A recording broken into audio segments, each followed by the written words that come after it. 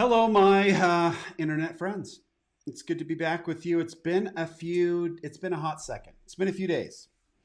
Had a lot going on, but some cool stuff's come of it, and I wanted to jump online and talk just a little bit. I know it's late, 6:10. I need to get home, so just a little bit of things to cover real quickly. And it's wow, I got to get outside and enjoy that view. So I got to make this quick.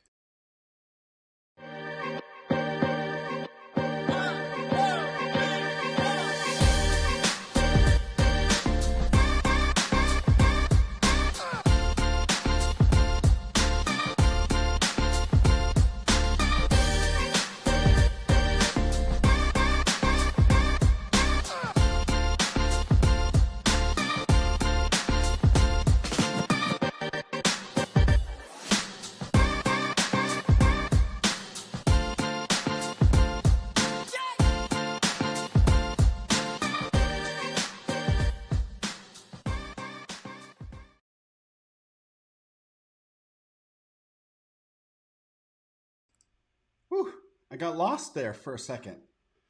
I guess Nick always sorts of, well, look who's joined us. Hey, Lance.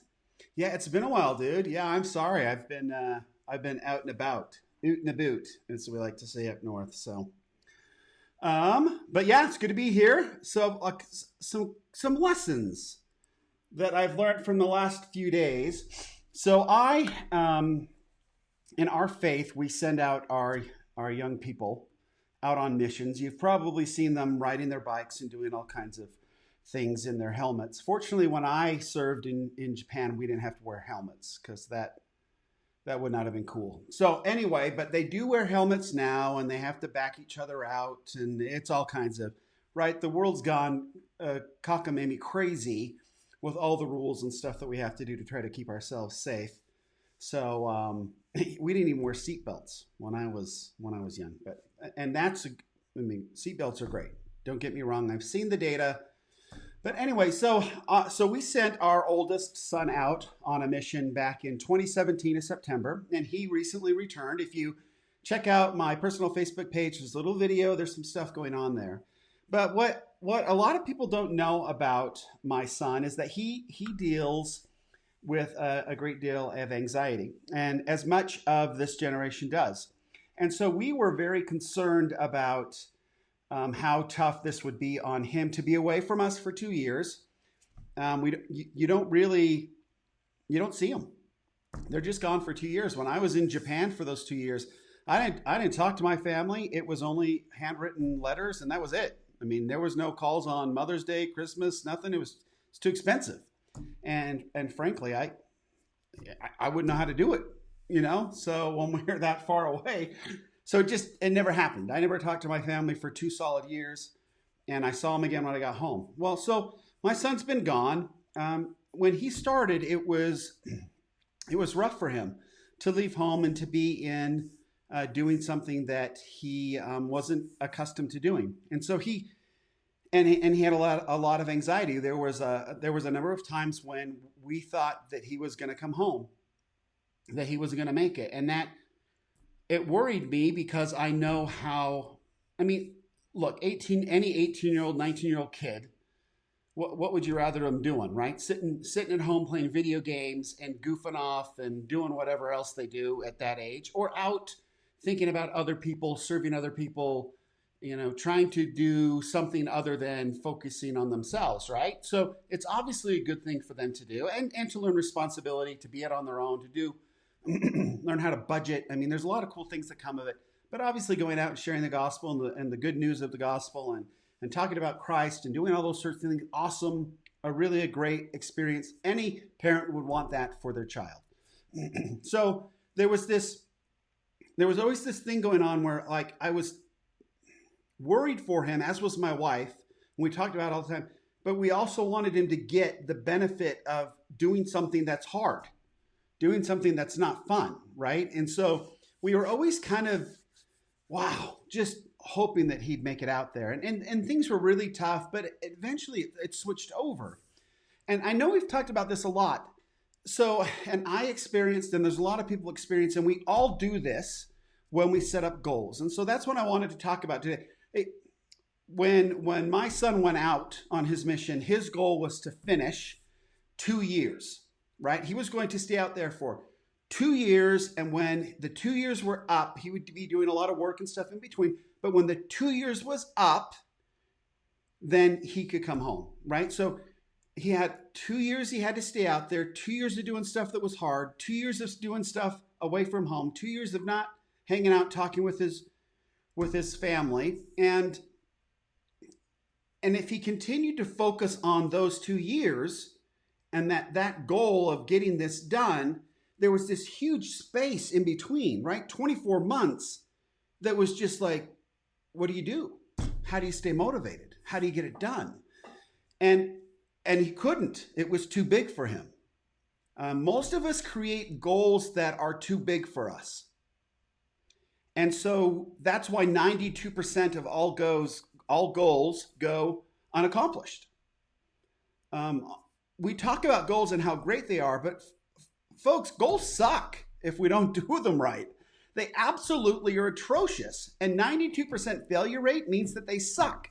So, because we're doing them wrong. So my son, when he was focused on being out for 2 years, I did the same thing. When you think about the 2 years, you're going to fall apart. And a funny experience happened to me in the airport. So we're there, we're excited, we're jazzed up, we're pumped up.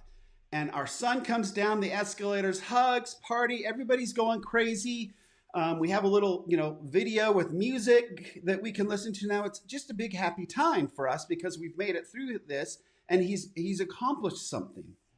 And then I needed to use the restroom, right? Because I couldn't leave in case he showed up.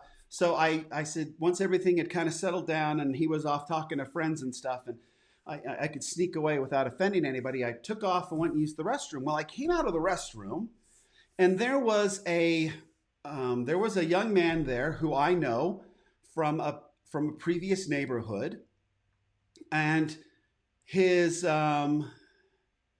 father has announced his candidacy for the governorship, which is a total joke and a complete disaster. But nonetheless, this kid never did make that big dumb decision. But he was going on a mission as well, which meant that he was now looking at 2 years that he was going to have to focus on. So I saw him and I went up and said, "Hey, dude, how's it going?" Shook his hand, and he'd been in the Mission Training Center for a couple weeks, and now this group was heading off. And he happened to be going to California too, where my son went. And he was heading off, and I shook his hand and said, "Hey, good luck to you. Wish you well." And then he asked me, "Hey, what are you doing here?" And I said, "Oh, well, Canyon just got home. We just picked him up," right? So his Canyon's 2 years are over. And this poor kid, all of a sudden I could see it hit him that he had 2 years until he could come home. And it just crushed the poor kid. I mean, he just looked despondent, and I felt bad, excited for him. I mean, it's just cool. Missions are cool. So I felt, but I could tell that he was looking and focusing on, oh my gosh, 2 years. That's a huge matzo ball out there, right? That's a big deal. And I felt really bad for him. But it made me sort of think, okay, so how did we get through this? How do we get through to where we can accomplish these big, audacious, crazy goals when they're just too big for us? When we think about them and it just things like, it's the elephant in the room, and you're like, how in the world am I going to down the entire elephant? And the joke is always one, yeah, that's right. Trunky from the start. Yeah, bless us. Most of us were though, right? You'd see the other missionaries, like you'd get in your mission and they'd be like, "Oh yeah, I've got a month left," and you're like, I'm going to be here forever. Yeah, very, very hard to think about that for sure. But this poor boy, good young man. But anyway, so what do we do? Well, what we did with Canyon and what we did with a lot of, with what I try to do with myself and what I try to do with folks that I coach and talk to is we have got to break this thing down into bite-sized pieces. And we have got to do a better job as parents, and we've got to do a better job as folks that are working with others to help them break these things down and quit worrying about your goals. You can write your goals down. That's great, right? Write the goals down and get them all out there and plan out the different steps that it's going to take, for us to get them done. But then that's it. After that, we go to the very, very small work of just focusing on effort. And that's how my son eventually switched over to, he is despondent he's home now. He absolutely learned to love being a missionary. Now he's exhausted and tired. I was the same way. It's very hard to go from thinking about other people all the time to now, oh yeah, you know what? Go to school and go earn some money and get on with your life and find a good girl to marry and give me some grandkids. That's a tough adjustment. But he's going to have to make it, right? That's just life. And he's going to have to do the same thing. You can have these goals, but you cannot sit there and look at the goals because they become too big. We have to break them down and then start focusing on just the effort that it takes to get there. And when we start doing any little thing, we have to make sure that we encourage ourselves and stay focused on it. So everybody talks about one game at a time or one play at a time or one step at a time or one day, whatever. That's it. But break it down even further than that. Any effort at all should be celebrated. Any effort at all should be acknowledged. And by doing that and staying with that, eventually we will take care of it. The 2 years will go by. As soon as my son began to focus on the day-to-day stuff that they needed to get done, and they went out and they put forth effort, and they just tried, right? We should always get credit for trying. We should always celebrate the fact that we've taken any action and that we're trying, and not put anything out there, not suspend any enjoyment or whatever just because we haven't achieved anything. Forget achieving stuff. The achieving will come with effort. It's just built in us. It's in our DNA. And as long as we're putting forth effort and we use goals as mileposts, then we will be able to accomplish amazing things.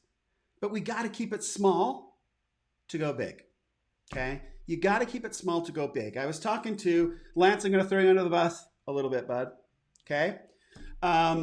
So I was talking with Lance earlier, and Lance is doing amazing things in his business. He's getting ready to grow. He's going to go big time. He's rebranding. He's thinking about a lot of really cool things.